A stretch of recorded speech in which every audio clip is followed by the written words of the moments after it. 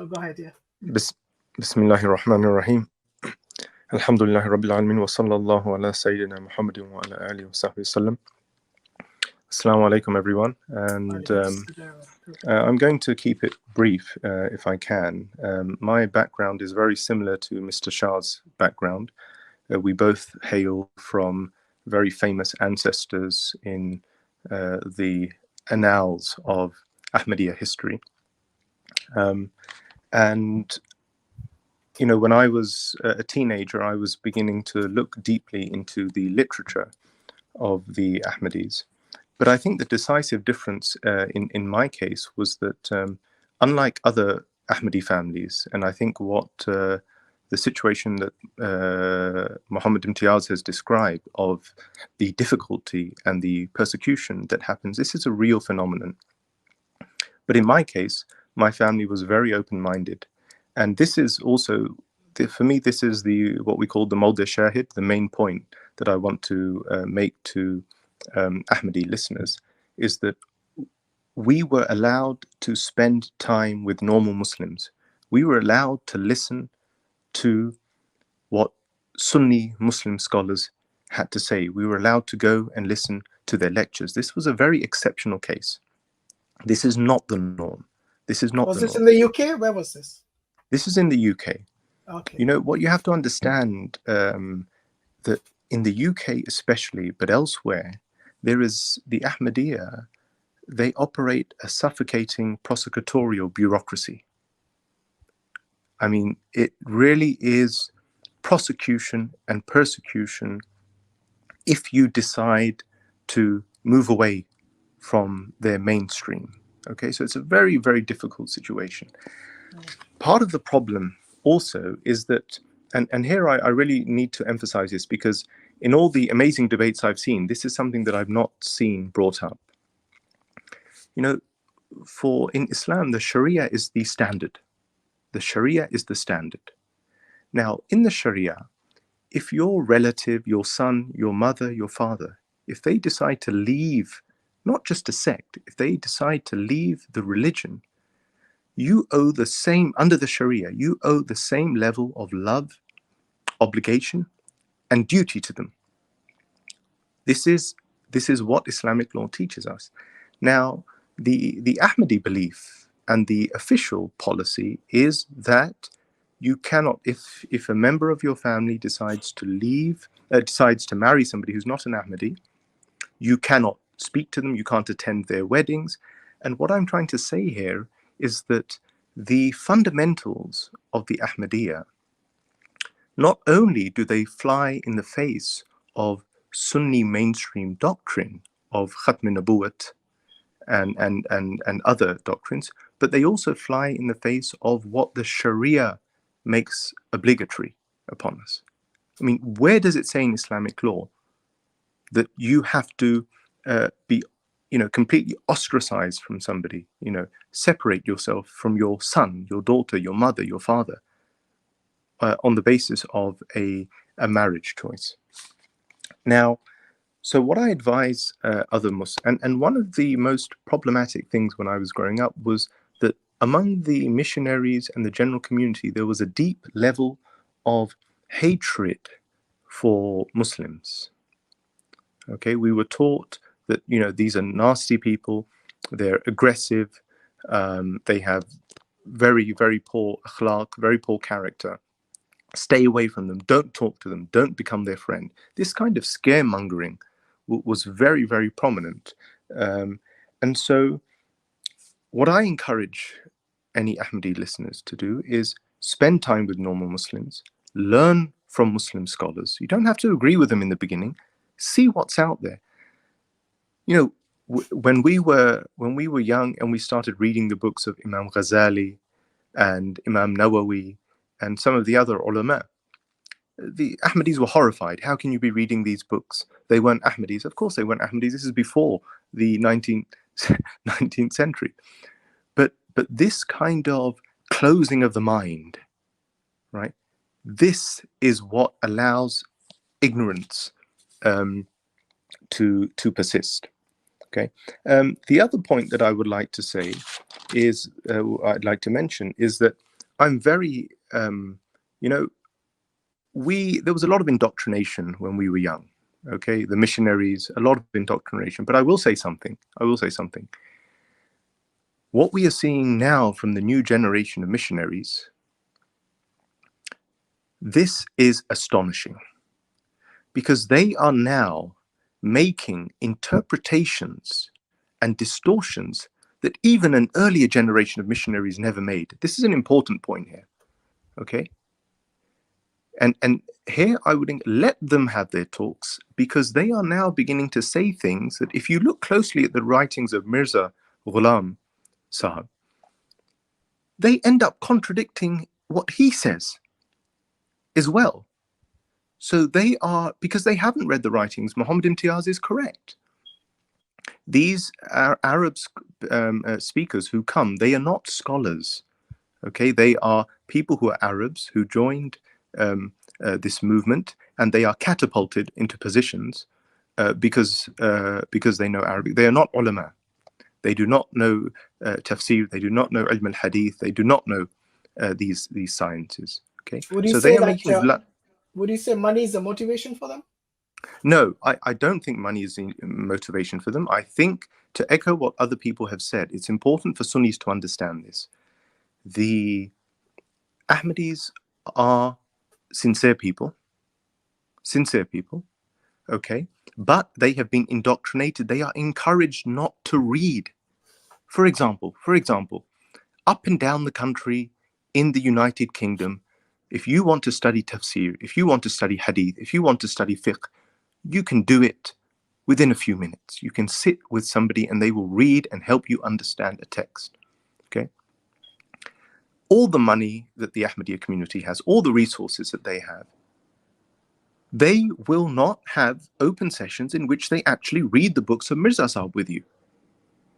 Why don't they want you to read their own literature? They want you to remain ignorant, okay? And you have to, this is my only point. And so Mr. Hashim, what I would say is that I would not impute these kind of motives of money or fame and this and that, because I don't think that. I think most of them are very sincere, and you should befriend them. You should speak to them.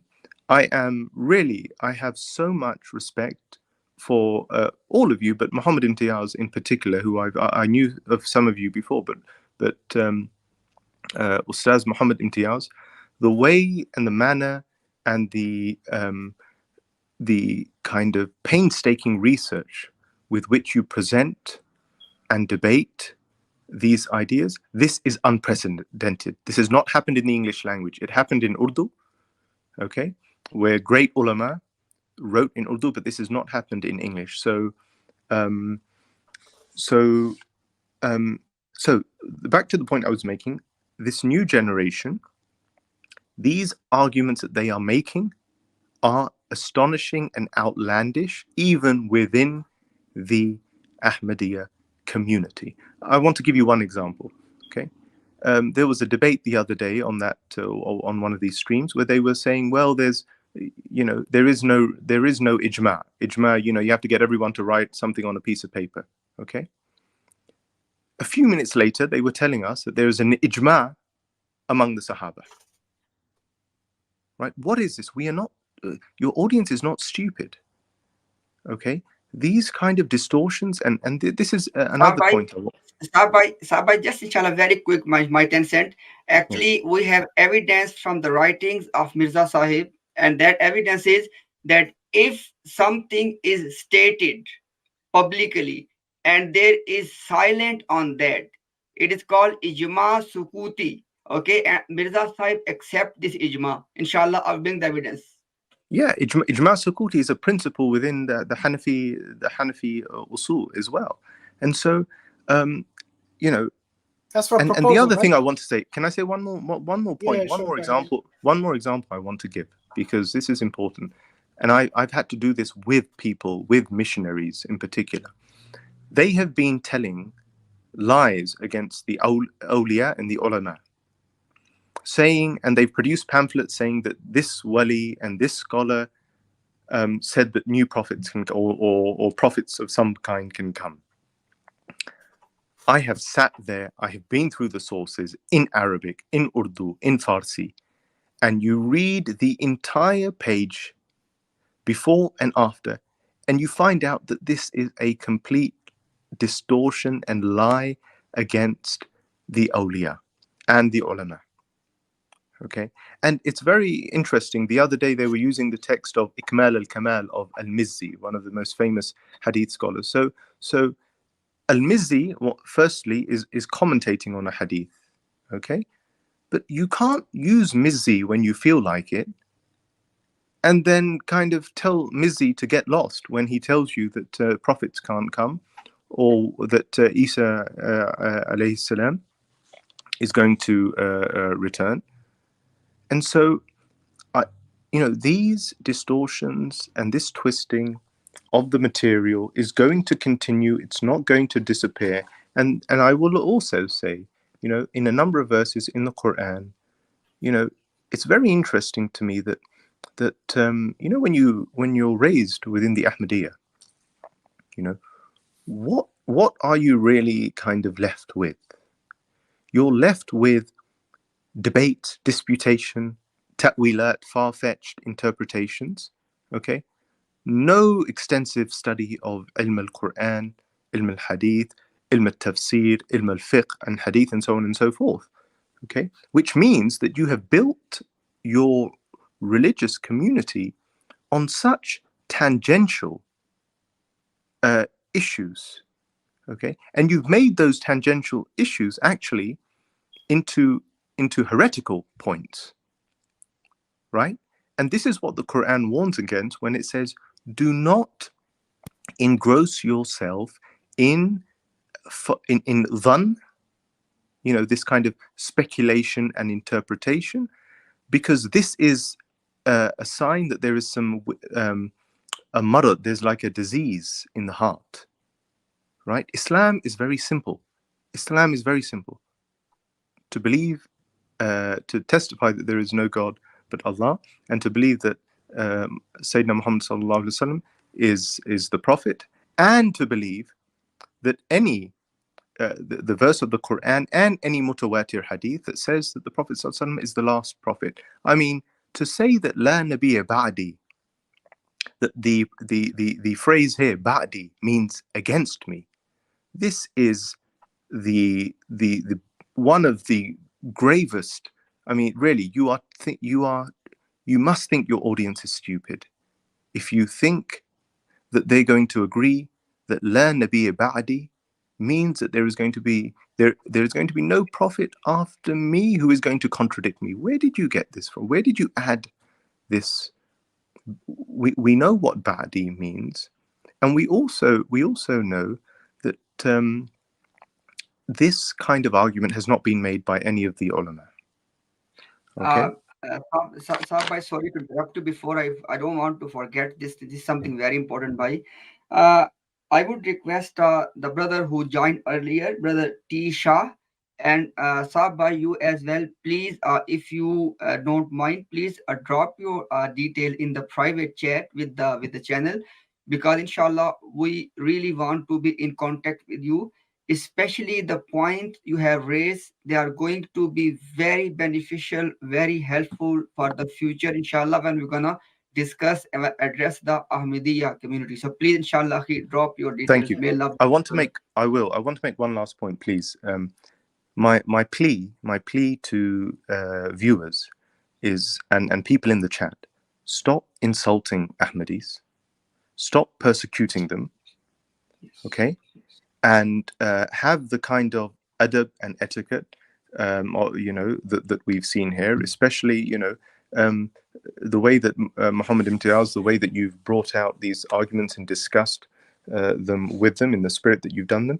This is important. There is no space whatsoever for any violence or verbal insults. I mean, and this offends me, and it offends the Prophet sallallahu alaihi wasallam, because this is foul, and we don't want this. Everybody should be open-minded and befriend Ahmadis and treat them well, speak to them, and who knows, maybe, you know, Allah is going to open up the hearts. Allah is going to open up the Inshallah. hearts. Inshallah. Okay. Inshallah. Barakallah. So Jazakallah I khair, don't. Brother Sahib. Yeah, and the last thing I want to say, sorry, this will be the last time. I'm a teacher, so I like to go on. The last thing I will say is that Ahl Sunnah wal Jama'ah is a large tent. Yes. Large tent. Okay. Yes. This idea, the Sufis pray behind the Wahhabis pray behind the Sufis, the Salafis pray next to the Wahhabi and the Sufi.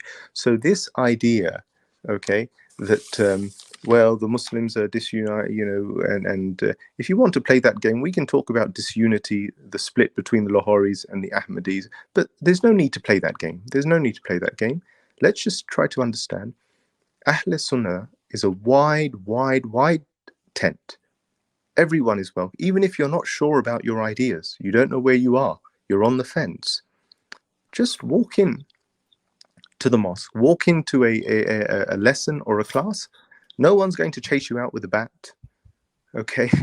they're going to serve you tea, and they're going to try to educate you.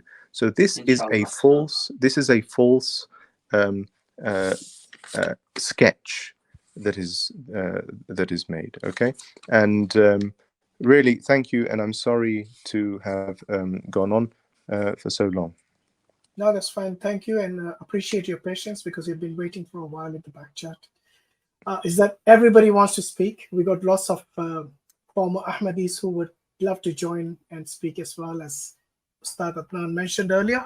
But yeah, appreciate your time. I think Dr. Izhar has got all your contacts, so maybe you can just email me on DawahWise@gmail.com, and we can get in touch with Brother Imtiaz, inshallah. Can I quickly just compliment what our beloved brother has said rightly? Wallahi, thank you so much for reminding us to keep good akhlaq and good adab with the Ahmadis. Wallahi, this is how we started, and this is how we want to keep things. Okay. You know, unfortunately, you know, sometimes we get carried away. We are human beings. We have made mistakes, no doubt. We have made mistakes. We get angry. We get passionate. We get, you know, some of these Ahmadi missionaries. I'm not talking about the masses. I'm not talking about the people. That's why we keep repeating again and again that there is a distinction between the missionaries and the people. We are reaching out to the people. We're not necessarily concerned about the missionaries because they have money involved. They have their name to make. They have to impress someone. They have to go back to the Jamaat and show some results. You know, they want to show them that we're doing something, right? But these missionaries are so disgusting. Some of them are so evil that go and look at my Twitter exchanges, the kind of language they're using against us. You know, some of them are using very bad abuse, calling you a coward, calling you a hypocrite, calling you all sorts of names, right? And that gets to us sometimes. You know, we get passionate, we get angry, and we lash out. We respond in kind, which we shouldn't. We should know better. We should control our emotions and keep it cool, as they say. You know, we need to maintain our akhlaq and adab, and keep it academic. I like to keep things academic, okay? And I'm a human being. Sometimes we can lose track and start to lash out and start to react, which is very human to do. But again, wallahi, brothers and sisters, our Ahmadi, Qadiani brothers and sisters in humanity, those of you who are listening, please forgive us if we have hurt your feelings in any way. I'm talking to the masses. I'm talking to the people. If we have hurt your feelings in any way, please forgive us, because it's not because of us you should reject Islam, or true Islam, as we say, right? Please ignore our passion, ignore our reactions, okay? And think of the arguments, think of the information we are conveying, okay? Look at the arguments. Don't look at sometimes the way we present the argument. Please, I know it's difficult to overlook that, but please forgive us for our reaction. Sometimes when we react to missionaries, don't take it as if we are reacting to the Ahmadis or the Qadiani masses. No, there is a distinction between the two entities. The missionaries are a different breed. They have different agenda. They don't care about the truth. They are there to spin things. We're talking to the people, to the masses. Please study, please research. Thank you so much, Brother Saab, for your reminder, and it comes timely. It comes at time. We are about to enter another segment of the stream, which is where we're going to need this advice. Thank you so much, giving us timely advice. May Allah bless you. Thank you so much. I mean,